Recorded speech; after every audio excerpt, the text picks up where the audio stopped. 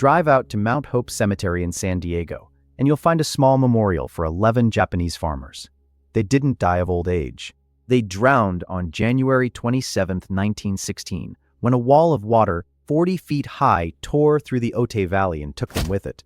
The dam that let go that day didn't fail on its own. San Diego had made a deal with a rainmaker. The deal had no contract. When the water came, that missing signature became the city's shield and the rainmaker's ruin. This is the case file on the $10,000 San Diego promised and refused to pay, and the flood that made the city learn where it could not build.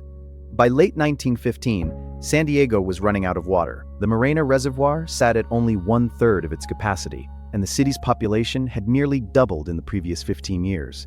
The reservoirs kept shrinking, and the council needed a fix. Fast. On December 13, 1915, a 40-year-old sewing machine salesman named Charles Mallory Hatfield walked into the council chamber with a deal. He told them he could fill the Morena Reservoir for $10,000, but only if he succeeded. If nothing happened, the city owed him nothing. Councilman Walter Moore called it a free roll of the dice. It's heads. The city wins, he said.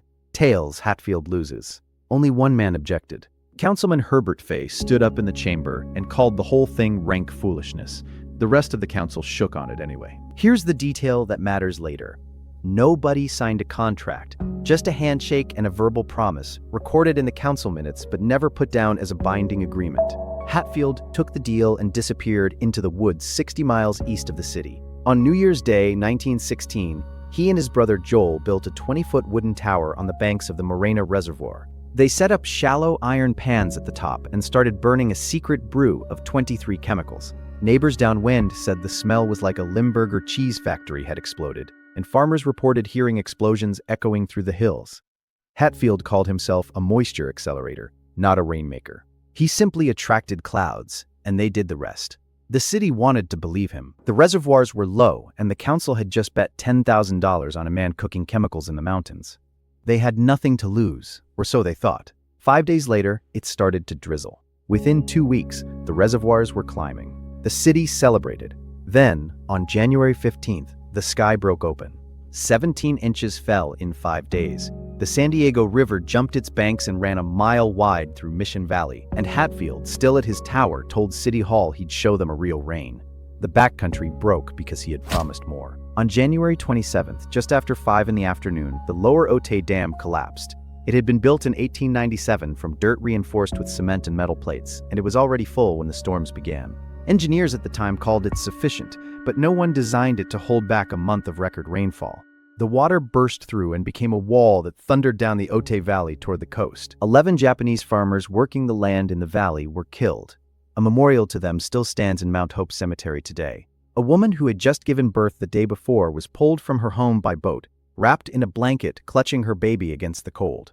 In all, more than a dozen people died, though some county estimates ran as high as 50. The San Diego River destroyed historic missions, ranch buildings, and herds of cattle that the current sucked downstream toward the bay. Naval ships ferried supplies and people in and out of the city after roads, rails, and phone lines severed. The damage reached $3.5 million in 1916 money, which is roughly $100 million today, and that doesn't count the livelihoods that never returned. The lemon industry in Chula Vista crumbled. Floodwaters destroyed the western salt works. So much silt poured into San Diego Bay that it blocked ship channels for years. Herbert Fay, the councilman who'd called the deal foolish, watched the water take the valley he'd tried to protect.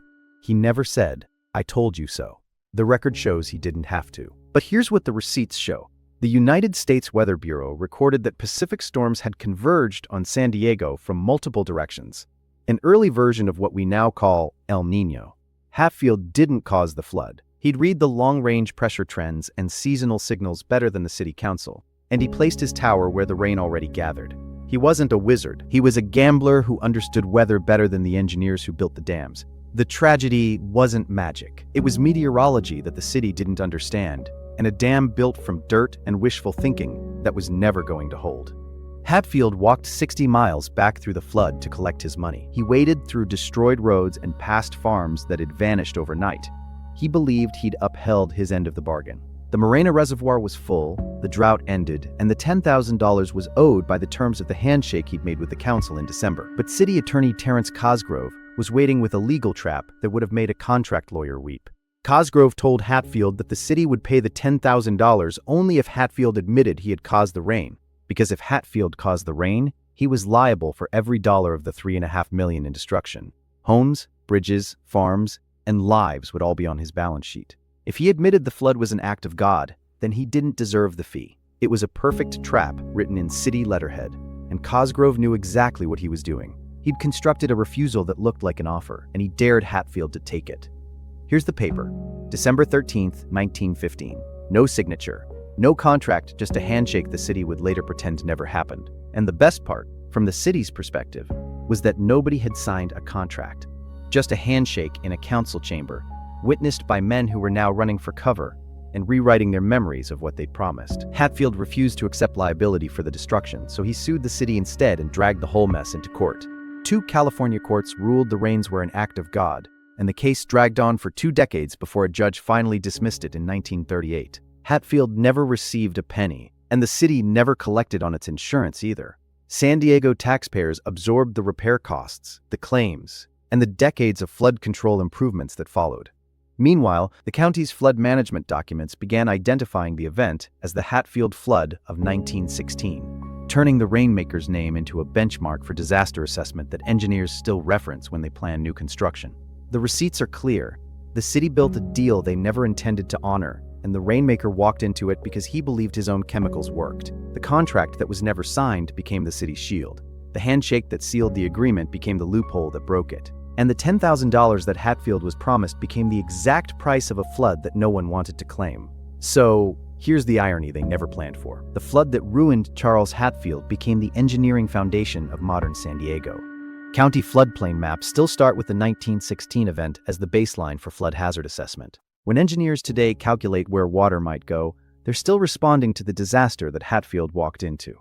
The county built 4 new dams in the 20 years after the flood. Every one of them designed to a standard that didn't exist before Hatfield walked into that council chamber. The South Bay industries devastated by the water never fully recovered. In 1961, nearly half a century later, the San Diego City Council received another offer. A rainmaker named Edmund Jeffrey promised to deliver 40 inches of rain in 40 days for $8,000. The council looked at the proposal, remembered the water that had torn through their streets, and refused. The memory of Hatfield's flood was still echoing in the chamber. Hatfield died in 1958, taking his 23 chemical recipe to the grave, and he never got the $10,000, but he got something the city couldn't control. His name is still written into the documents that decide where San Diego builds, and the flood they blamed on him is still the standard they measure every new storm against. The flood that was supposed to be his failure became the reason the city learned where it could not build. More case files are coming on the hidden decisions that built San Diego, the receipts that prove what happened, and the people who fought them. Subscribe so you don't miss the next one. And send this to someone who still thinks infrastructure just happens.